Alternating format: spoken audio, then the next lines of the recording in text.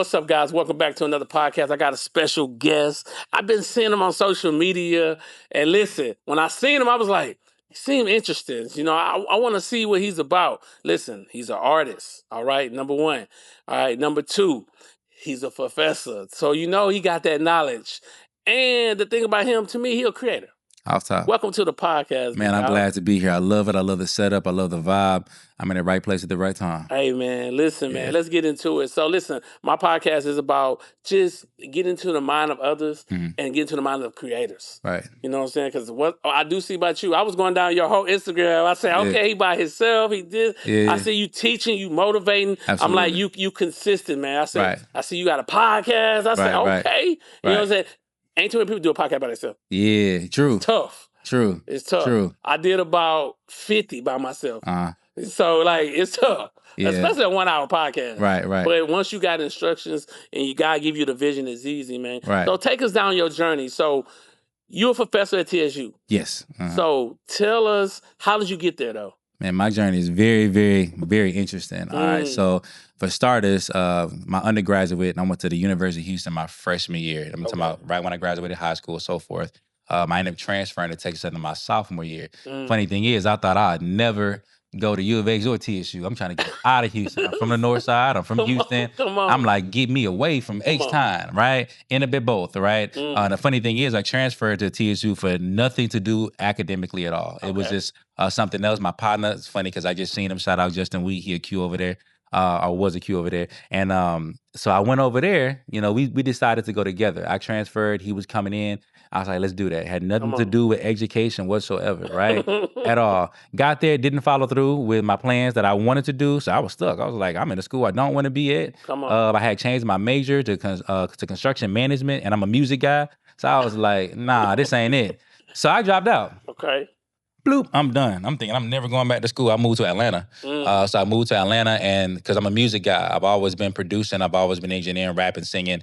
Pretty much since I was 13, pretty much my whole life. But I started producing and engineering it, so because I didn't want to pay for it at like 13. So I pursued my dreams. I said, there's no program necessarily at the time, which is funny, at the time, to teach me how to do what I can do practically.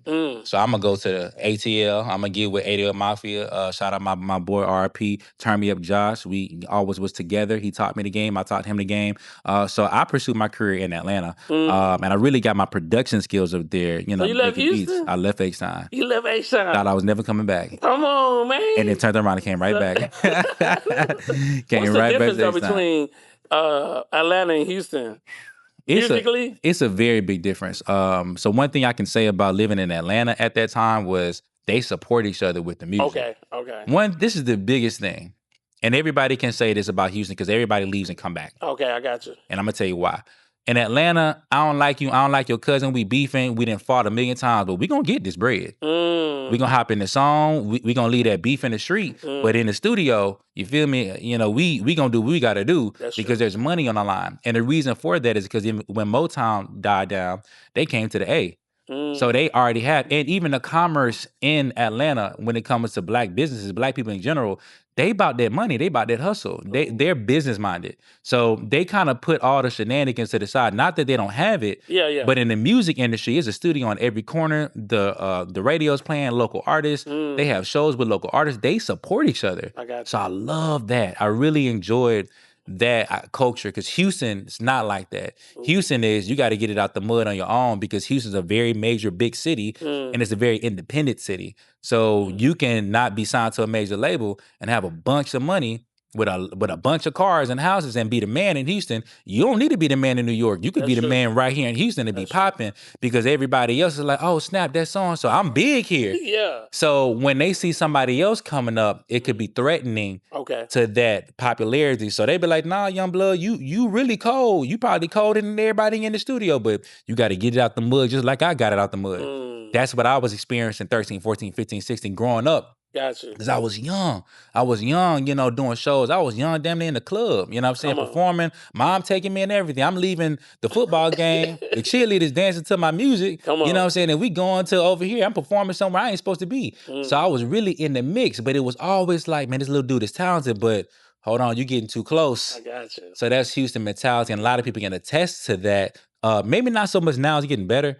So we all left. We all went somewhere else, and we had to figure it out and learn other things and come back. So I would say the biggest difference, music-wise, would be that. However, the bouginess in Atlanta, it's crazy. It's a little too much for me. He say, nah. It's because it's small. You know what I'm saying? You got, 385, I think, or 285, whatever it is. Anything inside of that little loop is Atlanta. And it's like, I done ran into the same people 3 times in 1 week. And I could be driving a brand new Jaguar, and they could be driving, hypothetically, a Bentley, and they'd be like, ha, look at you in a new Jaguar. I'm in a Bentley. I'm like, sir. That's crazy. We both work at the same place. Like, that's probably not even your Bentley. You probably just rented that mud to show out. Houston, not like that. Yeah. So I would say that I didn't like. The city of Atlanta was cool, but the people, not that they weren't cool, but it was just always like a one-up, and it was never stopping. So you as a creator, because I like to ask this question to creators only, though. You see all the studios in Houston. There's a lot of studios in Houston. Facts. About 700. Right. Yeah, I know. It's a lot. You know what I'm saying? It's a lot. And my biggest thing is, how can I separate myself from them? Right. That's how I think, man. Right. But in the landscape of creativity in Houston, the studios, what is it that we need? Are we missing? I think we're starting to garner it now, and I'm gonna say this, and I'm gonna be careful how I say this. Yeah, be careful. Houston is faster now.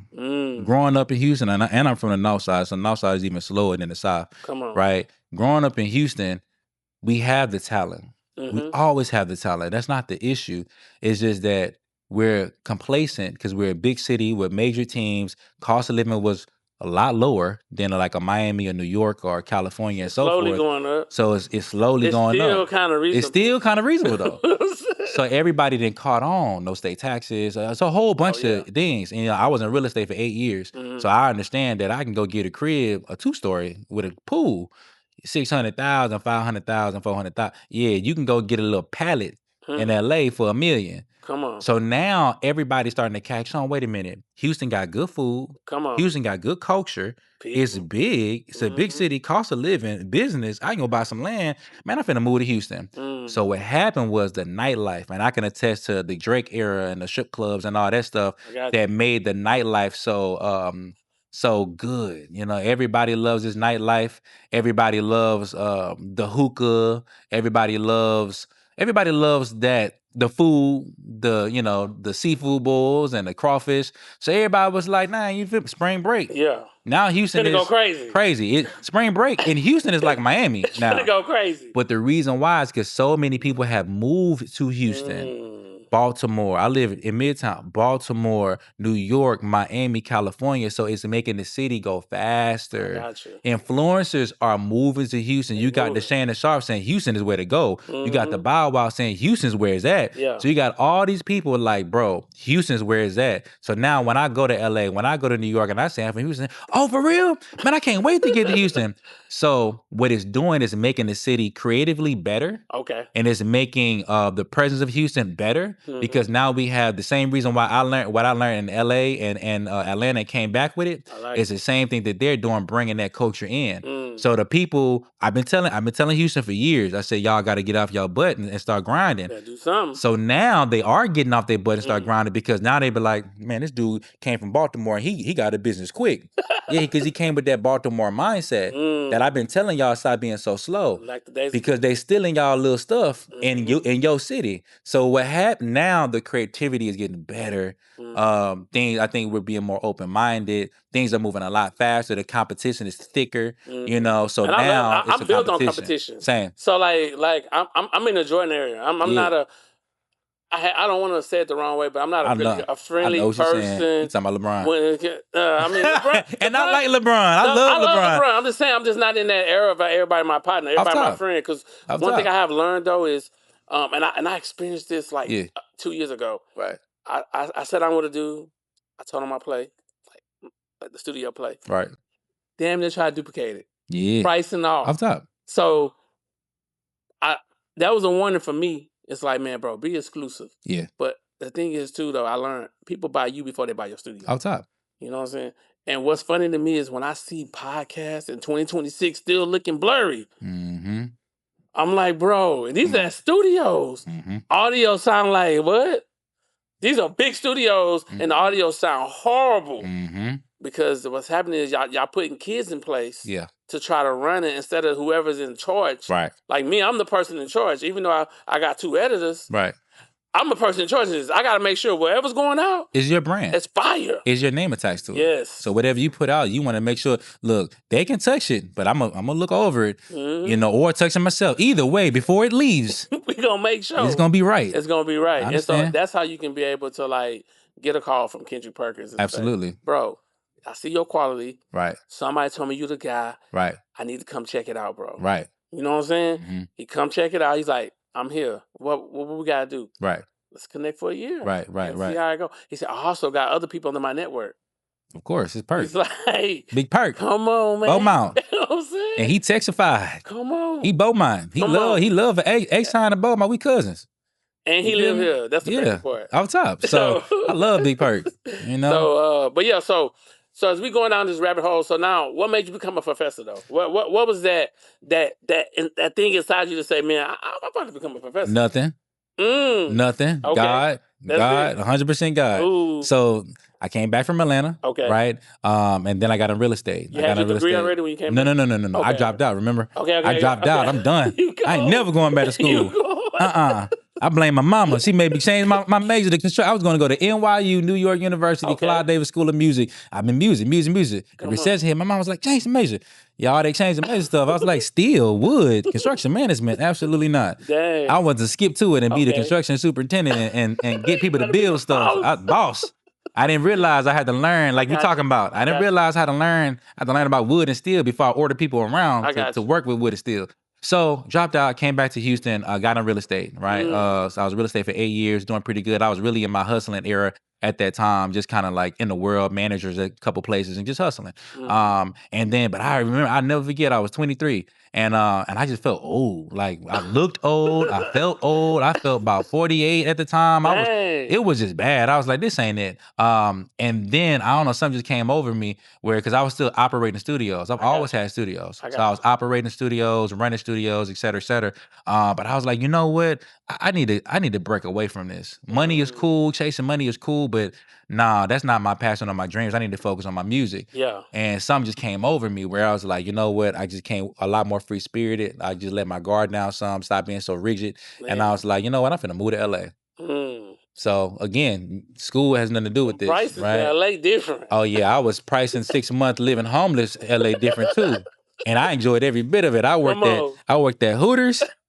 At Hooters in Burbank, California. Best job I ever had. I'm still cool with the homies to this day. To this day. And I worked at Best Buy in Doherty selling phones. But I was living out my car. Explored about 6 months in. Best experience of my life because it really shaped me and maybe become a man because I'm in LA, just me. You know, I have a couple family, I have a couple friends, stuff like that. But that journey really taught me a lot about myself or what I can do. I ended up getting a home in South Central, right off 70th and Hooper. And being in that environment, not growing up like that, it was like I put myself in the fire and I loved it. Like at first it was like, this is new, you know, I want to watch what I say and watch what I do because of the gang culture and so forth. But then I just got accustomed to it or used to it. And it was a blessing. I'm paying $675 for a house a month. $675 in Cali for a house. If it was a duplex, I was on one side. But that was nothing but God, you know? So long story short, the opportunities that I was looking for out there, because both in Atlanta and LA, I was there long enough to get my feet wet to get grounded. Because it started off homeless on both ends, and then ended up getting a spot. It all worked out for me at the end for God to be like, all right, now it's time to come home. I'm like, man, I just got on. I'm good.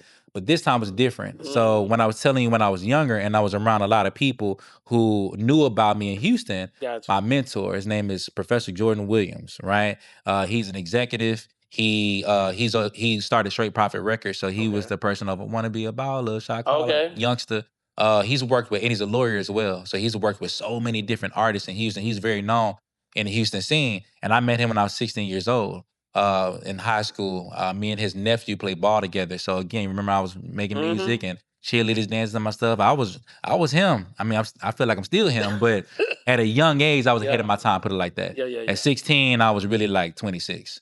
So the music was like, ain't no way this kid is doing this. So he personally would be in the studios with like the Rose and the Trades and all these people, and they'd be like, yo, this kid is fire. And they'd be like, yeah, he's fire. But the culture was the culture at the time. But we stayed in touch. Yeah. All these years. You didn't burn that bridge, though. Never burned that bridge. It was to the point where he was like, maybe I couldn't have put you in a position that I felt like you deserve, but we got to keep this relationship because you're too talented. I got you. And over the years, we would go have lunch, and we just stayed in touch. He'd throw me some bread. We just stayed close. I moved to Atlanta. He's the reason why I moved back. And in LA, we stayed in touch. Years later, he's like, hey, man, I got an opportunity for you. He's like this little kid that we're about to sign. He looked just like Justin Bieber, but he raps, right? And in LA, I got my engineering skills up. Okay. So my production skills are here now. My engineering skills are here now. I feel like I got my singing skills up there too as well. But rapping always been there. Oh, you working? Yeah, I'm working. But now I'm well-rounded. Yeah. You know, now I'm well-rounded. So the door for me opened up through producing and So how engineering. long was that? Because I think people need to know the time frame. Like, was it a year, 2 years, I graduated 3 years? high school 2010. I Okay. went to U of H 2011, TSU 2012. So I dropped out in 2012. Okay. And then I came back maybe 6 years later. So about 2018. So people need to know, because I think a lot of people 2018. want this stuff overnight. Yeah, nah. They want like, oh, you know what? I'm going to be great. You know what I'm saying? And throughout this whole process, like I said, professor was never on my mind. Teaching, that was not even remotely close on my mind. But this is how it happened. The opportunity that I was looking for in Atlanta and LA happened to be back in Houston. Come on. So he was like, come down and see if you can produce this kid, you know, and, you know, work with this kid. So I got back golden. Literally, I mean, his image, I mean, he was above his time. He was like 13, but he was like 23. He reminded me of myself to a degree. And he was a little white kid, but he wasn't really white. He was like, he was a real little kid, but Did he ever wasn't. break through? Yeah, he did. So this is the deal. So I worked with him and I made this record for him. I produced this record sometime back, actually for somebody else. And so when you say producing, you talking about writing or music? Beats. I need people. Okay. Yeah, because some people be like, but if you write, because I think some people hear the word producing, they think, he might be writing. Both. Yeah, okay. For him, both. But because you're right, because technically producer is the person that makes music in the studio, not necessarily make the beats or write. Okay. It's the arranging, right? Okay, I got you. But I made the beat, right? Okay. And so he hopped on the track and we made the song. Sure enough, we ended up signing with Sony right after that. So because of that record, it got like maybe 700,000-800,000 views on YouTube, and it just took off. So we got with Brian Prescott, and it forced us to start a joint venture with Sony. And that was the opportunity to break into the industry that I was looking for, because I've had several opportunities. But for me, first of all, I'm a Christian man. Let's just start there. Let's get there. Let's just start there. I don't play with God, never played with God. I got saved at 10 years old. So I've been in plenty situations in plenty different studios with plenty opportunities that I've turned down. It could be $1 million in front of me. I'm saying, it ain't for me. You can have it. Yeah. You can take it, but you're not going to peer pressure me to do something I'm not going to do. Even in my music, you don't get the explicit, I'm not cursing and blah, blah, blah. Even talking about even from young, even when I wasn't, because now I do gospel music. But even back then, I never pushed that line. So and I couldn't be persuaded. On business when God. 100%. I don't, 100%. You ain't playing with Illuminati at all. And this is why cool. And you know, the funny thing is, I thank God so much because he still made a way for me. And this is how the Professor thing came about, because I did have opportunities where I could be traveling the world and people know who I am and all this. But I'm cool. I'm actually very happy because I didn't have to sell my soul. I didn't have to go in the wrong direction, or not even, I don't have to take it that far. I didn't have to question my standards and my boundaries and go against what God has for me to make other people happy, or even my own flesh. I'm cool with it. So I signed that deal, came back to Houston. We was working in the studios. Come to find out, the same mentor started this program at Texas Southern University. Entertainment Recording Industry Management Program. Door open up. Door right there. And Matthew Knowles was there at the time too. So he was teaching. So I'm going to talk to the class while I'm, engineering and producing the student, like a special guest speaker as a music guy. Yeah. And I was like, wait a minute, didn't I just leave here? Don't I got like 2 years left of school? My dad is begging me to just get my degree. He don't even care what it is. Stop wasting your life, basically. Basically. My little brother got his engineering degree at Texas A&M. He working for Intel. You know, I'm chilling, but I'm the creative child. I'm the middle you the child. one I'm that's the oddball. the black sheep, kind of, you know. So I was like, well, this makes sense. I might as well get back in school and finish my degree. My mentor, the guy I'm signed to, is over literally the chairperson over this program. I love it. I got 2 years left. I left TSU already. I might as well. That's what got me back in school. And that's what got me to get my first degree in entertainment recording industry management. So boom. I dropped my album at this time. I'm graduating. Leave me alone. I'm done with school. So I did what you wanted to do. What kind was this? It's called Timeless. It's a rap album? So rap, sing. I fully produced it, engineered it, rapping, singing. It was like, I feel like, cool. I did what you wanted me to do. Parents, mentor, of course. blah, blah, blah. Community, church. You feel me? Like, all right. You happy? Yeah. Now leave me alone. That's true. Now let's put out this album. I'm back to this music stuff, right? So I put out that, and my mentor convinced me, because now I figured it out. I think he low-key got with my parents, and I think they devised a little scheme to play with me. Yeah, for real. So he was like, because music-wise, he could have helped me so many ways, but I thank God because this is much better. Yeah. So long story short, he was like, man, you should get some masters. My mom couldn't do it. My dad couldn't do it. My pastor couldn't do it. Nobody. He the only one. He the only plug. I moved back from Atlanta because of him. I went to LA. He the only plug to get you to make a decision. And I was like, all right, whatever, right? So I got my master's in film, radio, television, and film, professional communications, and digital media. And since it's close to entertainment, it's all entertainment based. It still works. It's cool. I love it. So he was like, so what happened is, rewind just a little bit. While I was in my undergrad, there's this class that I was in, and they hired this new professor. Okay. And it's like a gap in between him starting. So because Professor Williams know that I know Pro Tools and know this stuff, I was in the class in undergrad. He was like, hey, can you teach this class until this professor gets here, while I was in undergrad? And I was like, all right, whatever, right? Yeah. And that's how it all started. So even before the master's, what happened was I started teaching it. Never taught a class in my life, never had a desire to teach anything, honestly. But then it was music, it was Pro Tools, and I realized it was like, hey, somebody looking. This is kind of cool. You know what I'm saying? And then you get to pour back into the younger generation. Exactly. And so I think that's one of the things that I love going back to do is like, because I have an online community, right. But it's for like young entrepreneurs though. It's for like even older entrepreneurs. It's just teach people about entrepreneurship. Absolutely. You know what I'm saying? Should you go LLC or should you go S Corp? Right. I mean, stuff like that.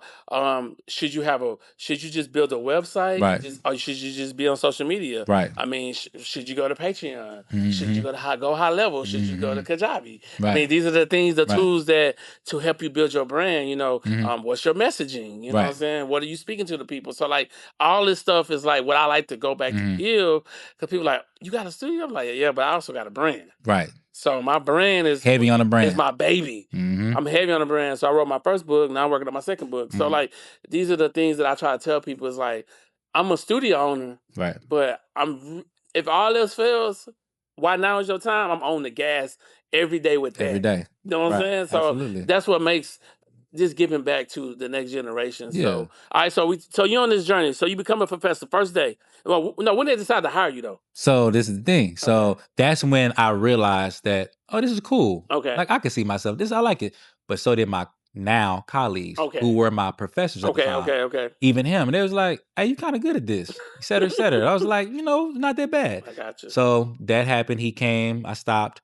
Got my master's, right? And that's when Professor Williams was like, you probably can teach here one day. And I was like, whatever, right? So I get my master's, and right after that, the door opened up for me to be a freshman advisor. So it didn't start with teaching. It was freshman advisor, still at Texas Southern University. And they come in, you tell them? Yeah, I'm the ground level. So like not so much on the recruiting part, but as soon as they're admitted, like I'm responsible to making sure that they get the sophomore status. I got you. I'm making sure that they get registered for classes. Yeah. I'm making sure we teach freshman seminar. So I guess I am teaching kind of a class, 1 hour course, freshman seminar, getting them acclimated to crossing over from usually high school or transfer into this college campus. What is TSU? What is it like? Because it is a gap, because a lot of them are still mature. Of course. So this is that ground level. Is everybody gonna stay? Is everybody gonna stay? Our retention rate is all. Is everybody gonna behave? You could be smart and partying too much. I mean, it's your first time away from mom and daddy. You cutting up. Okay. Now you this freedom and you from Michigan. You cutting up. Seeing the girls and the dudes, the friends, a Kappa. Yeah. You know, the cues, you know, I actually different. Understand it. And like I said, I'm in my doctoral program now, and I'm in for higher education. So to be like the president one day or the provost. So now I really understand like student affairs and so forth. But so that started with that. And then that was that first semester. The second semester after that, an adjunct position opened up. Now, mind you, I was supposed to straight start teaching music. Yeah. I was supposed to straight start teaching, you know, everything that I'm good at. No, that's not what happened. And entertainment recording, industry management, and radio, television, and film, and journalism, all these things are under School of Communication. Never knew that, never thought that until I, got my degrees and stuff. I think God's teaching you a lesson in this process. Man, but He's teaching you a bigger. It's the funny thing is, bro, and I kid you not, the full circle moment really hit 2 months ago, literally. So it is a journey. So the door opened up to teach business and professional communication or public address. And these are the speech classes. It's in the School of Communication. It's a core class. So that means everybody in the university has to take it, just like math and science and so forth, or English, right? So Professor Williams was supposed to walk me in with the music, but somebody else was like, hey, we're all friends. Hey, we got this opportunity. You want to do this? So that was my foot in the door. I said, sure, I'll do that. It's not music, but cool. It's communication. I like to talk, clearly. So I was like, all right, cool. Yeah, I like to talk. Talking easy. I like the time. I'm an extrovert. I ain't shy. But it turned into a passion. When I say I absolutely love teaching that class for multiple different reasons. So it started with one adjunct, then it turned, I'm still a freshman advisor, which is a blessing. Don't really happen like that quick, right? So I'm still a freshman advisor. I'm teaching this one class, then it's two. So I'm teaching a freshman seminar and a freshman advisor, and I'm teaching a public address and business and professional communication. No music stuff, right? So then like it turned God is just building steps. That's what it sounds like. But the funny thing is, like I told you, all the opportunities that I thought I missed with the music, God was like, just hold on. You being obedient to what I want you to do, so I'm gonna turn around and give you what you want. Come on. Because you ain't complaining. That's the thing. Say God, I don't wanna move to New York. I don't want to. If he say move, do it and don't complain. But I don't have enough money. I'm gonna provide. You trust me or not? Faith is things that we can't see. Do you trust me? You trust me or not? If you falling backwards and nobody did catch you, but I tell you to fall, will you fall? And most people won't.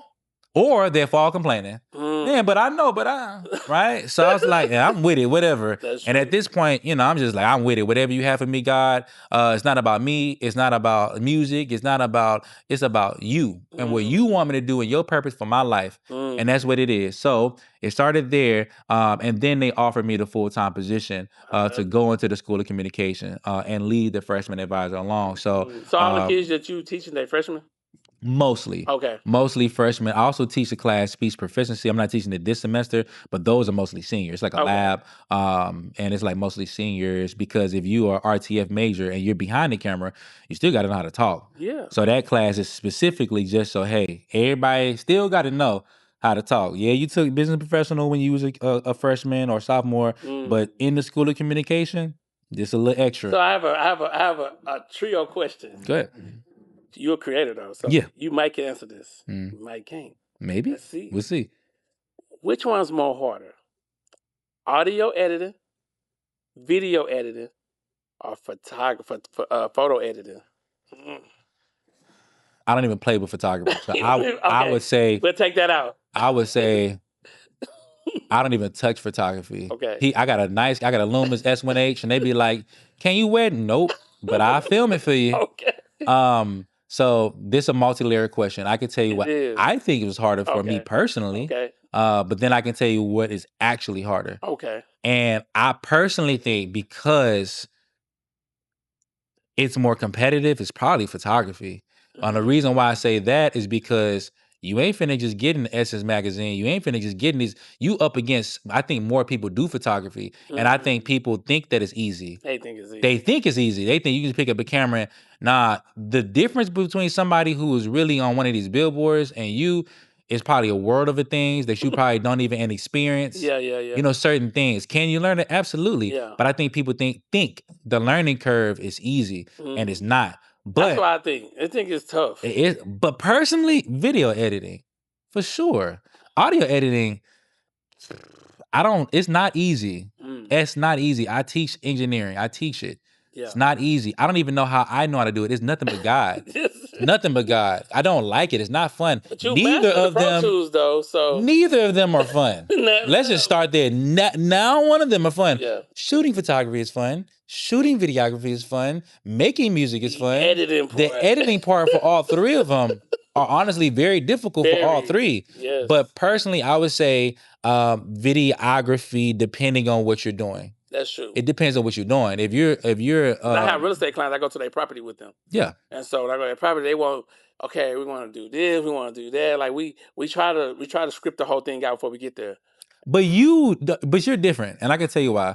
Because you already advanced, and the reason why you gonna shoot it knowing what you're gonna edit. Yeah. And you're gonna have a script. Yeah. So you're probably shooting already knowing. And I'm giving them a teleprompter though when we get out there. You see what I'm saying? So we're not even gonna play around. You're making your job easier on the back end. Of course. But some people don't understand that. So they just go with the camera and do all types of different things, take all different angles, and don't have a game plan afterwards. Like after a while, when I started filming more and more, I was like, okay, I understand. Like I know to get these angles, to do this, I can slow-mo myself. I don't even need to put the effect on there. I know how to work the camera, but that comes with experience. Of course. But when you first start, you just filming a million different things, and now you got to go through a million different clips. Yes. You might have to name it. So last year, I think it was last December, we did our 3,000 podcast episode. Man, that's a lot. Since 2020. Bro. That's a lot, bro. We edited approximately about 14,000 reels. You know what I'm saying? So I want to I say that, I don't say it to boast or brag. I say through experience, you get to see and know, like, okay, this customer, right? They like these types of reels. Correct. So you got to be smart enough to understand let me build templates out for these customers. Right. So then when I do drop the video, the stuff inside of there, then I can know, okay, the color scheme, the boom, boom. It makes the process quicker. Yeah. When you wanna, I tell anybody that's doing videography, because we shoot photos too. Right. But I use AI apps to make it so much. Because everybody looking for that. Oh, Christy clean. Right. Women, can you make my face? Yeah. You know, that's why we see them in person. That's what they want. That's what they want. I know. Trust me, I know. So we gave it to them, but I'm using tools like Evado. Right. I'm using these different tools. So it's important to not only think that you're that smart, right, and not have tools in your arsenal. You got to work smarter, not harder. You got to work smarter, and I used to work harder, not smarter. And now I'm at a point because of I'm doing so many different things in so many different areas. I don't really have time to be playing around and taking 80 years to do something, man. I'm past that. But I also think when you're working with, at least for me, if I'm engineering or producing or doing anything, filming for somebody else, I can work way quicker. Way quicker.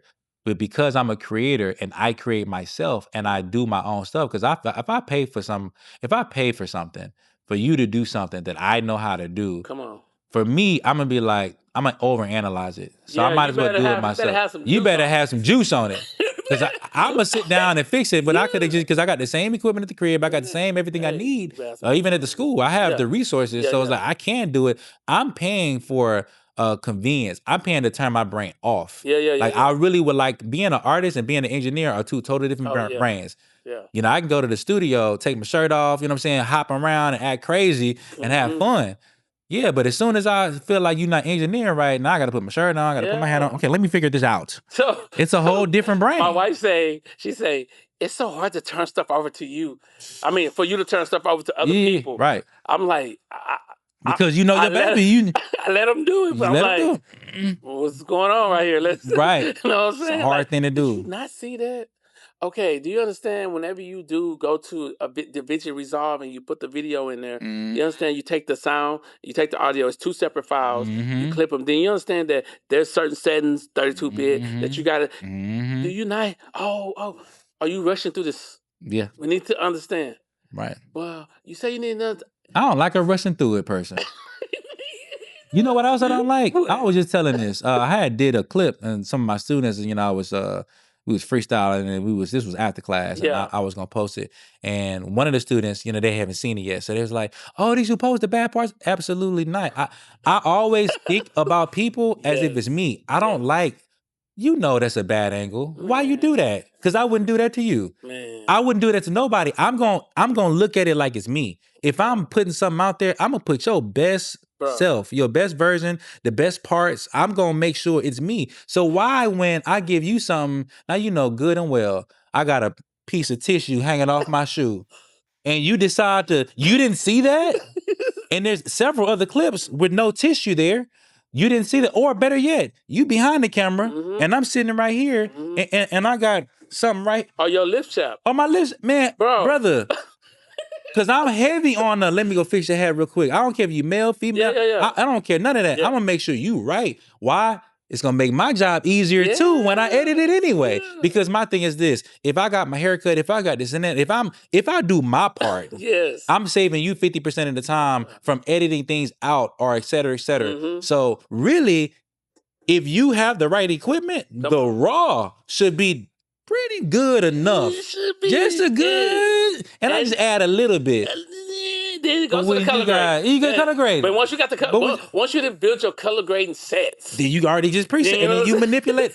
Same thing with music. Yes. I have a template that I use. Yes. So I'm gonna use this template, and then according to the person who's recording, then I can shift it. It might be country, it might be R&B, it might be rap. Then I can manipulate it from there. But I got my basics. Mm. So I tell everybody, when you get in the studio, you know what I'm saying, and you record a track, it's 75% done. Mm. You're gonna walk out like, this is fire. I can put it out now. It's like, hold on, let me add a little sauce to it. So what is that one thing you need every day in your life to make your creative process better? Me personally, I need a camera guy. Working out. Follow me around. I need working out. Working out. I need working out.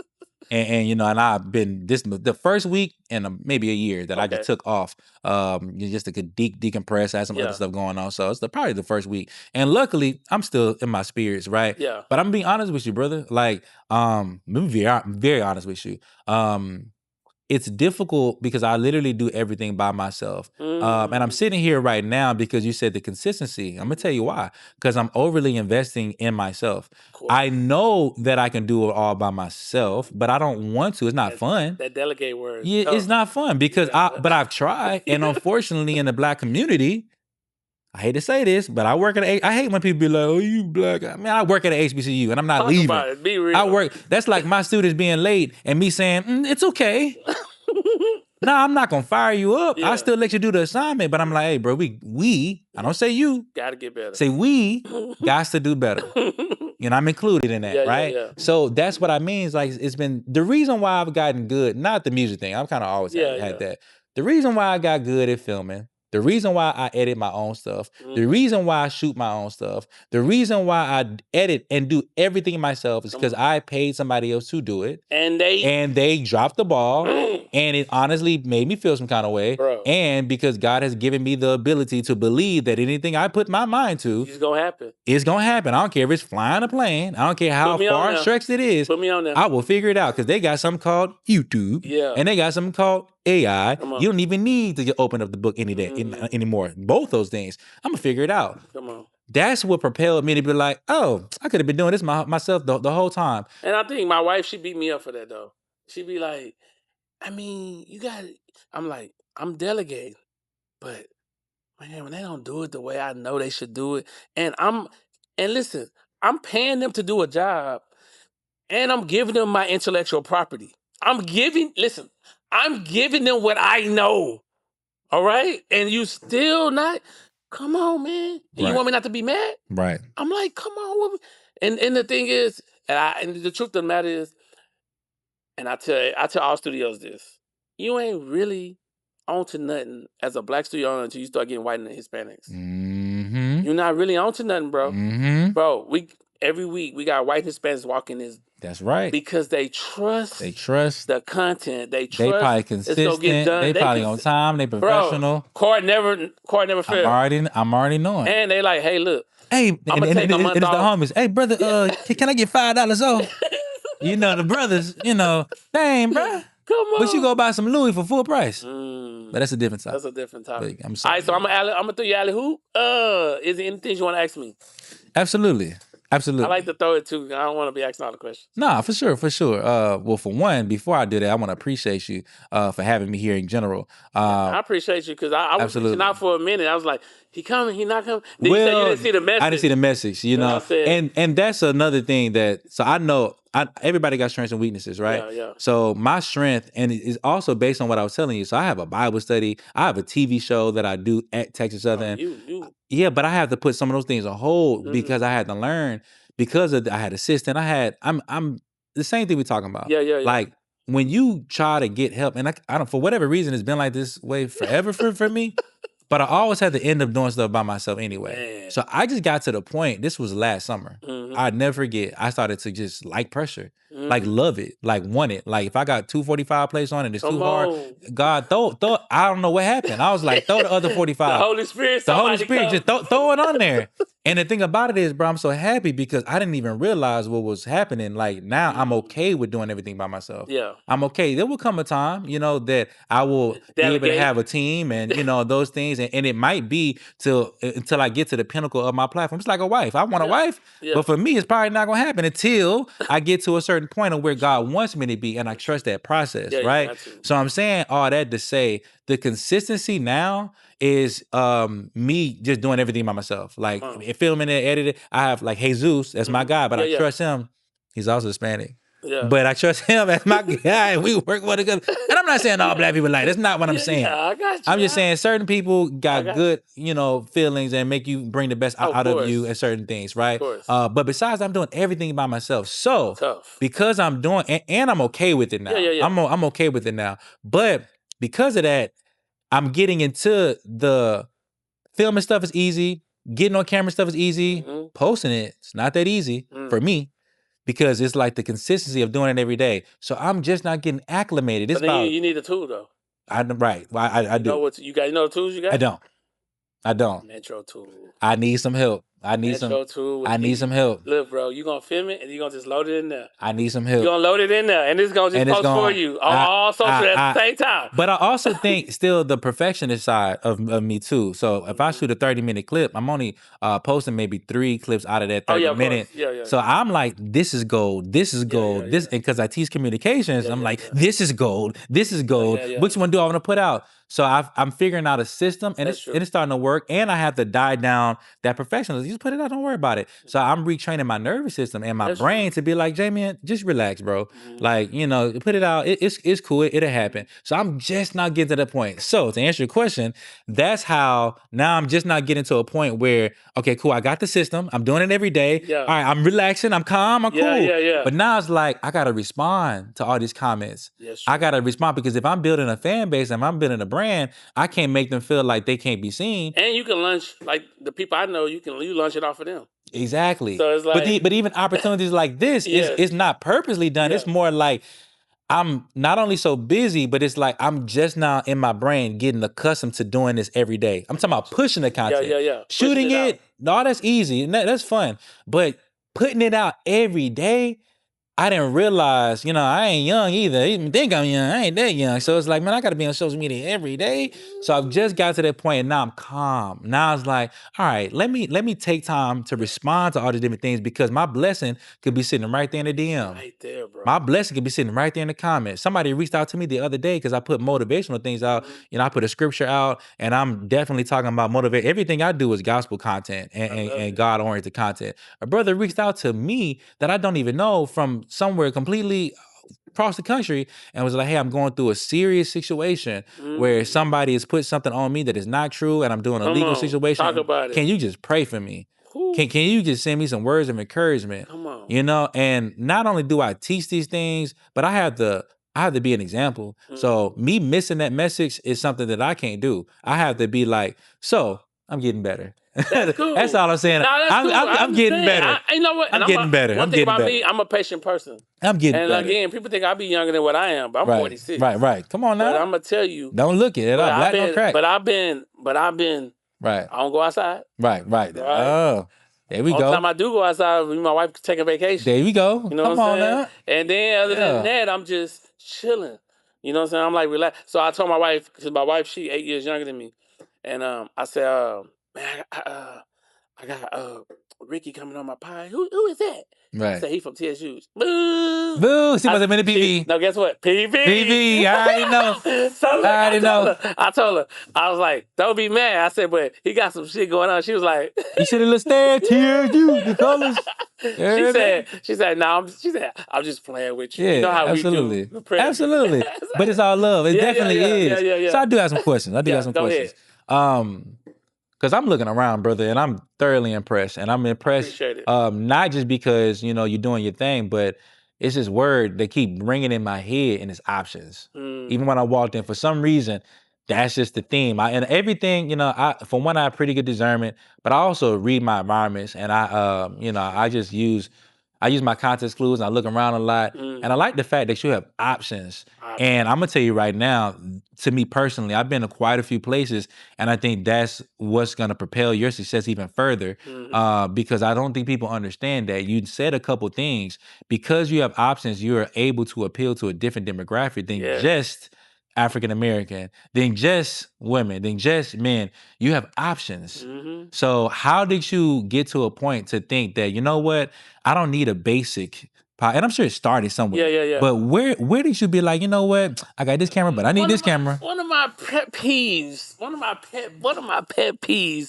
is when I go on social media and I see 5 different podcasters in the same room.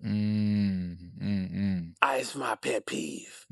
So what we do is we tell everybody to build our sets. Right. So you build your set out. Oh, Right. what?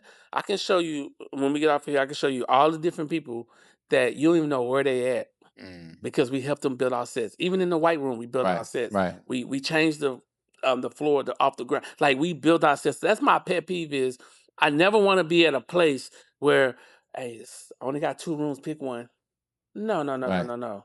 I want you to have an idea of how you think your show should be. And now let's build out the props and stuff. You know what I'm saying? We charge people a monthly fee in the back. We got furniture back there. They keep their furniture here. Nobody can use their furniture but them. You know what That I'm in itself is unique. You know what I'm saying? But what I'm saying is, so how do you bring that business mindset? Because this is word. So in my doctoral class, right? Yeah. Every time we're in there and we say something, they be like, where's the creativity in what you're saying? They love the word creativity. Yeah. Because when you say creativity, then you're being innovative and you are thinking outside the box. Yes. Right? So what brought you not just the pet peeve part or your visual and you seeing things, but how did the business shape turn into, because you making money off of it? Yeah. So how did you be like, you know what, I got an idea. I'm a podcast / photography / storage place. I'm going to amplify my space. I'm going to choose location. I'm going to build, and I'm going to make it work for all demographics. Yeah. What business mind did you have to incorporate your vision into making it profitable?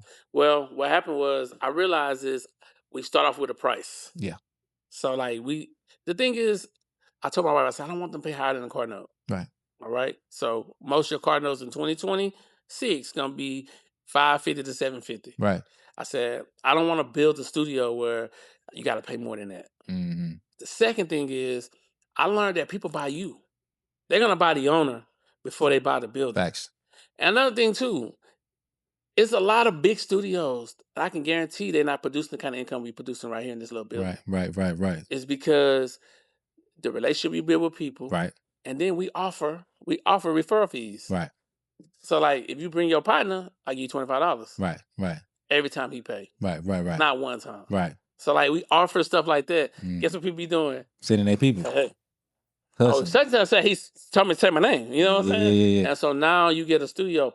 But I want people to know this. We do websites. Right. Okay. Also, we do a lot of reel content. So we do 4 commercial reels and a 15-minute photo shoot for $350. Come on now. All right? Come on, it's not bad. So now the 4 commercial reels is 90 seconds. Right. So these are 90-second shoots. Right. But you'll be able to post a commercial every week, one 90-second commercial for your business, and then you got new photos every month. Right. Come on now. Is this a business model? Come on now. I got two more questions for you. Let's go. Two more questions for you. Go. My next question is, Man, with a brain fart, right? Because I mean, I'm still looking. Y'all don't see what's behind me, bruh.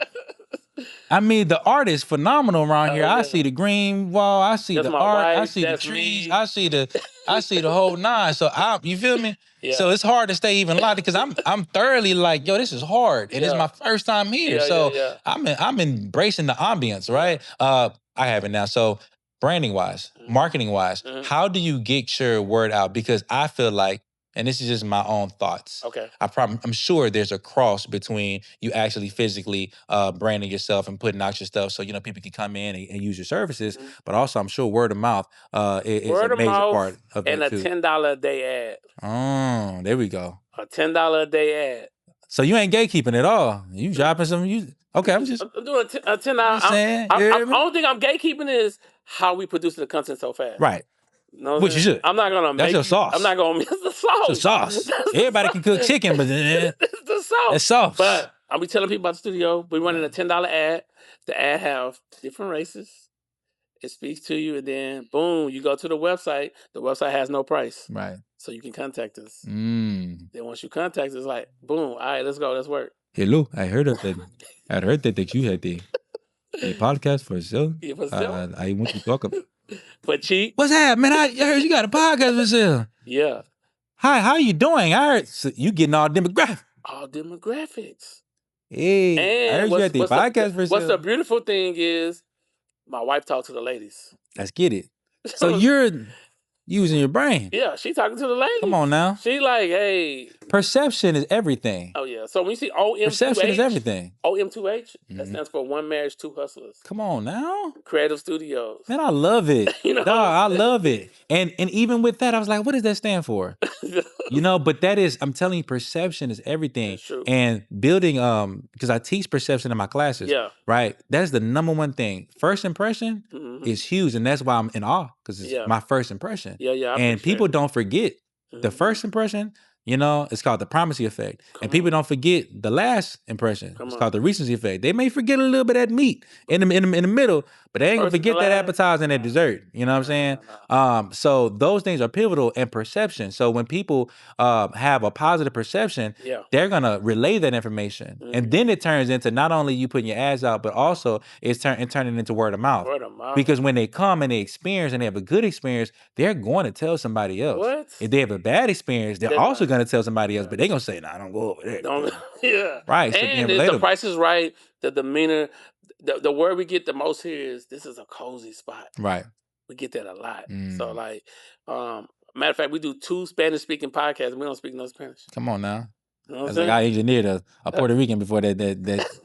But I know how to start it. I know how to start it, end it, and I know how to translate for clips. But see that's pivotal what you're saying, because it's the same thing with music, because music is universal. Yeah. That means if the beat, because it starts with the beat. Yeah. So the beat, boom, okay, you want to note. I don't care what you're speaking. Got a little bop. You got a bop to it. They love it. They love, and then you can really do things without even speaking that language, because you also build a system. So you know how to manipulate that system and just nudge it to cultures. You know what I'm saying? To say if it's this, if it's that, if it's that. Okay. So it's all about business model. Don't start a business until you got a business model. Absolutely. Some people start a business just shooting from the hip, but I'm like, you have to build a business model, because what happens is, when we started in 2020, October, the first 3 months, I ain't had no customers. I was like, damn. My wife said, I thought you said God told you to start this business. I said, you right. Hold on. I said, you right. Right. Guess what? I went to my guy, Nice Graphics. I printed out 5. I feel like I know Nice Graphics. Yeah, Nice Graphics. He on 26 Buffalo Speedway. He been doing it for like 30 years. Definitely feel like he do flies in Houston. I went to him. That's my African American brother, black brother, right? Yeah. Light skin? No, dark skin. Dark skin? Look, I got 5,000 flyers, and I hit the streets. Oh, you hustling. Where you from? Baytown, baby. Okay. Real hustler. It's in my blood. Yeah. I've been an entrepreneur for over 20 years, so it's in my blood. You know what I'm saying? But now, so much business coming to us, because we do on-demand videos. Like, I have clients that come, they sit down, they do on-demand videos, and we edit them. We also do documentaries. Right. I'm gonna show you a clip I put on here. I put the little black background with the cross, and then we dim the lights. Got half of his face. Right. Shooting. Right. And he like, oh, I ain't think about that. But see, I'm just a visionary. Yeah. You know what I'm saying? I like to connect, but I also know when I look at the landscape of Houston, I know what people missing, bro. Right. I can see it. Right. And I create my own content. Right. So people be thinking like, man, I mean, But you're a visionary. yeah. So That's all. I gotta create my own content. And that's why you're gonna continue to excel, because you're a visionary, and God has given you those visions. He didn't give to nobody else. Yeah. You know, if they would have had it, they'd be here. Yeah, that's true. Right? He gave it to you. Yeah. Right? And you are being obedient, right? Every day. Diligent, and you're prospering, and then you have a group, a team, you know what I'm saying? Even if it's just you and wifey. Like having that support, people don't understand the value of support. That support. You know, and sometimes it only takes one person. Crazy. To be in your corner to say, you know what, you got it, and encouragement and so forth. Well, I'm gonna tell you, I was praying back in 2021, and God said, why are you praying to me about a vision I gave you, not nobody else? You asking for other people validation when I gave you the vision, not them. They ain't gonna see it. It's for you. Just talked about that. And you still praying to me when I gave you the vision. Now, my friends, oh man, I see it now. But before I'm like, man, I'm about to open a podcast studio / content creation. What you about to do? But see, that's another thing that we do a lot too. Sometimes we reveal it too much. That's what God was sharing me. Same here. Like, and it's hard sometimes, especially me. I'm an extroverted person, and I'm a social person. But a lot of people don't mean well for you. My wife said you need to shut up sometimes. Yeah, same here. Same. I just shut up because it's hard sometimes. Yeah. Like I showed you that building. Yeah. But I only show certain people. Yeah, absolutely. But even if they try to do it, they're not me. They're not you. And you gotta follow you. I'm sure you have a level of discernment. Oh yeah. So you can understand, you know, what's beneficial for you or not, or what to reveal or not. Yeah. And same thing here, you know. But I think when I was younger, it used to be like, oh yeah, I'm doing this, I'm doing that. I got a partner. He's notorious for doing great person, but he's notorious for doing that. But that's him. I'm gonna let him do that. Yeah. But I think sometimes he sabotages some of the things that he had planned, not because he's doing anything intentionally. It's like, brother, not everybody wants well for you. And I think being exclusive, it gets you different type of clients. So like, it do. I'm not always in the light. I'm not at every event. Right. I see a lot of events in Houston. I get invited to some events. Right. I'm like, bro, I'm not really interested unless it's something I feel like. But if it's getting back to kids, I'm gonna be there. Also, the spiritual aspect for me. Yeah. Like I've learned to say no. All money ain't good money. Bro. You know what I'm saying? Let's start there. On top of that, my discernment. Look, what God has for me, gotta do something like this. Gotta be like, all right, don't go to this major event that's gonna get you some major money. Come on. But you need to go in a direction. Why? Because you're gonna stop at a gas station and meet somebody to change your life. Come on. You know, God got his own agenda for your life. Yeah. And we look at it like we know, but we just gotta be obedient to what he's doing for our lives. Whenever you have a certain type of skill, right? Like I can go get a job anywhere in America to edit video. Right. If I really wanted to. Right. I told my wife, I see Gary Vee posted 2 days ago. He's like, man, I'm looking for somebody to run I'm building a podcast network. Looking for running. I said, if I ain't had the studio, I'll probably just sign up just to go. Boom. Right. Just to go. Right. Because I go, you know what I'm saying? But I just love I don't know. I like creating, and I like a sense of purpose of getting up, and people get to meet me. Like I'm helping a couple people build their brand. Dude got a hat brand. I'm helping him do that. Clothing brand. Like I like to create. Right. I'm a junkie. Right. You know what I'm saying? I don't drink. I don't smoke. Same. I just chilling. You know what I'm saying? Same. I mean, brother, you saying, first of all, you dropping multiple gems. I got one more question. Come on, I'm ready. Man, but you dropping some gems. You know, for one, the I don't drink, the I don't smoke, the I don't go out. People don't understand, brother. When you're sober-minded and clear-minded, God talks to you and he's telling you whether to go left, go right. And people confuse God's grace is sufficient, or he understands, he this and that. I'm not judging. You do what you want to do. But people ask me why my light is so bright. Because it's pure. The things that I put in my body, the things that I do, like, and recently I stepped my little pinky toe in the streets. Come on. Ooh. Yeah, see it? What? I came right back and said, God, I'm sorry. Lord have mercy. I thought I could handle it. It's a No, lot. It's a sir. lot. Not in H-Town, Texas. It's a lot. It's a lot of thickums out here, man. And it's a lot of temptation. You feel me? And then the thing about it is we feel like we can handle it because we children of God. And I put my fruits on and I got my armor on.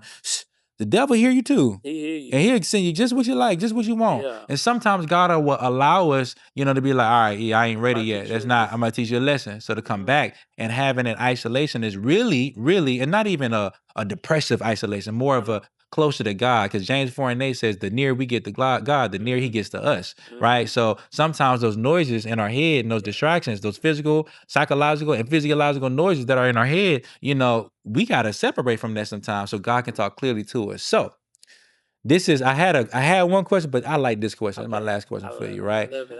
It's kind of a twofold question because I'm really being what's the word I'm looking overzealous because I really want to ask you four. Yeah, so I'm gonna tie it in to make it three. Let's go, to make it three. Let's go. First of all, you're an entrepreneur. And everything you just said excels. And my dad, he's a massage therapist. He owns a massage therapy school. He's an RN. He does hospice. Everything you think of. He's been having his business for over 30 years. 4141 Southwest Freeway. He has detox clinics. He has the IV therapy. He has the oxygen tank. That's his thing. That's his baby. Ready. But he's a true deal entrepreneur. Yeah. And that's a 12-hour a day type of thing. And he's 69. And still to this day, 12 hours a day. Come on. You know, so number one, I guess it's more of a statement than a question. Yeah. I commend you because I think everybody wants to be an entrepreneur, but they don't have the entrepreneurial mindset. It is a very, very, very discipline-based, sacrificial, making sacrifices daily type of thing. And you have to be self-motivated to be an entrepreneur or it's not going to work. I know everybody says it and want to do it. It's not for everybody. That's true. So I want to amend you on that.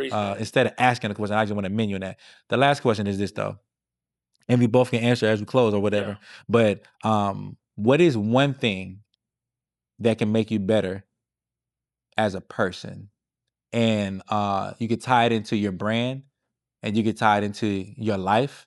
But what is one thing that overall that you feel like you can work on or that you're missing or that you need a little extra push in? Well, I already corrected it.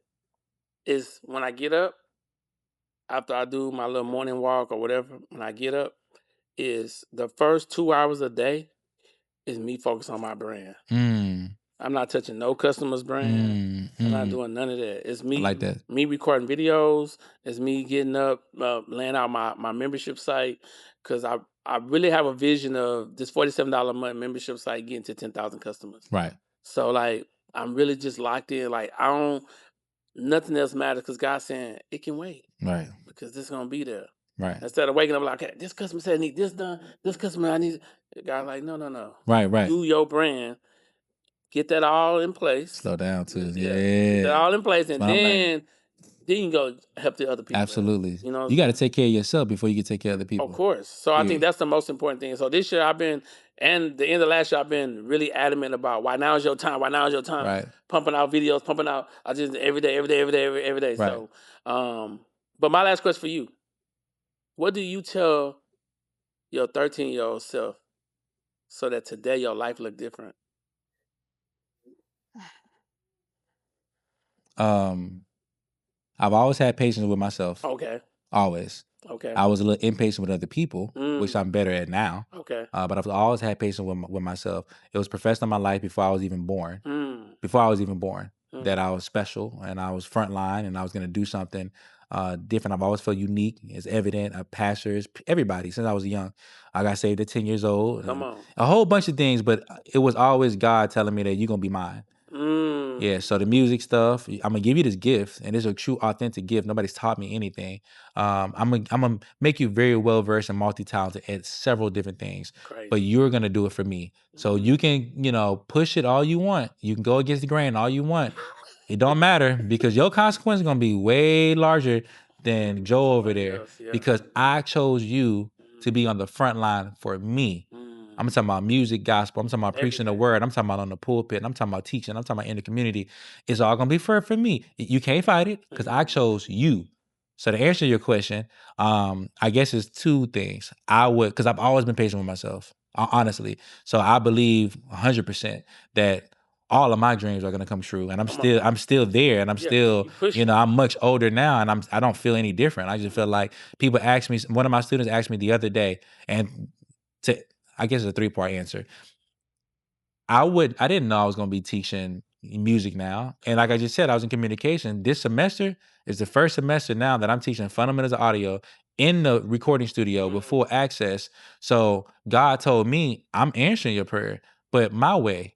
You thought it was going to be Atlanta. You thought it was going to be LA. You thought it was going to be traveling the world. So my student asked me, I played in my music, and it's pretty good. And they and kind of shock them a little bit. They be like, oh my God, this is amazing. Why aren't you signed? Why aren't you traveling the world around right now? I said, I still am. I'm just going to take y'all with me now. Yeah. I said, how many people you know? If I go to Snoop Dogg tomorrow and say I'm a producer and I'm a rapper, he probably get that every day. Yeah. But I feel much more, that's why I picked that picture. Because I'm much more proud of being a professor, of changing the lives, especially young minorities. They say, hey, the Grammy's still there, but I'm gonna have y'all on stage with me now. I said, that's more valuable. It's me doing it with y'all. It's me, J. Cole came to the campus on Saturday. It's me helping y'all become J. Cole. Like that reciprocity means more to me. Like I don't want to get there doing bad things and be what everybody else is like. And I thank God for, man, you ain't do nothing for God. But you up here thinking, stop it. Come on. No, I'm being obedient. Better than sacrifice. Higher education, my doctoral. What am I in there for? Because God told me to do it. He's gonna do the same thing he's done with this education to turn around and give it right back to me. I'm doing what I love right now for a living. I'm getting paid to make beats and stuff and teach. And so I would say to trust God's process. Trust it. Which I honestly pretty much always have, but it's been about a good 2.5 years where I fully submitted. You gotta take isolation. Yeah. No drinking, no smoking, no this and that. I'm not messing with girls and da-da-da-da. I mean, I get close. I'm a shoestring away. But I set boundaries and standards, and some lines you just won't cross, but get close. You gotta back up off of it. Keep it real. But I would say I should have, the only thing I would have done different is I think I was influenced by a lot of my people around me to be worldly. And I never pushed it, but I would have, I've had spurts in my life where I've been locked in with God. I'm talking about 6 months straight, I'm a year straight, and God will do all types of amazing things. And then I would let outside sources or worldly things, especially being an artist, a rapper, and that type of thing, studio, that lifestyle is like I get close. So I was kind of setting myself back by playing with the devil. Not like too much, but just like, had I been this focused, then that probably would have happened sooner. But to be very honest with you, it's just a journey. It's a journey. So I'm gonna be honest with you. My 13-year-old self, I would tell him to do what I've always done, because I'm still feel the same way now, that my platform has yet to come. And even with the marriage, I want to be married, I want kids, I want these things, I want that bad. Yeah. But my platform and what God has for me, my purpose, living in my purpose is the most important thing that anybody, especially a man, because a man without a plan perishes. Living in your purpose. If your friends are not adding to your purpose, cut them off. If you're in a relationship, which is the key, that is not adding to your purpose, they are not for you. If you, number one, know your purpose, most people don't know their purpose. Number one, you got to know it. Number two, you got to walk in it and trust God has a plan for you. And that's what I'm doing right now. I'm living in my purpose. I'm here because it's a part of my, literally sitting right here, because it's a part of my purpose. If it wasn't, I wouldn't be here. But everything that God is putting in my life and taking out of my life is to walk and live in my purpose, and it's for Him. And because I'm doing that, I am reaping the benefits. It's just taking time, and I trust His process, not my process. So I tell people, I'm gonna leave y'all guys with 3 acronyms. Number 1, poor mindset. Poor stands for passing over opportunity repeatedly. Come on now. People every day let opportunity pass them by. Number 2, don't be in denial. Denial stands for don't even notice I am lying. Come on now. Don't lie to yourself every single day that you wake up. Come on. And the last thing is money.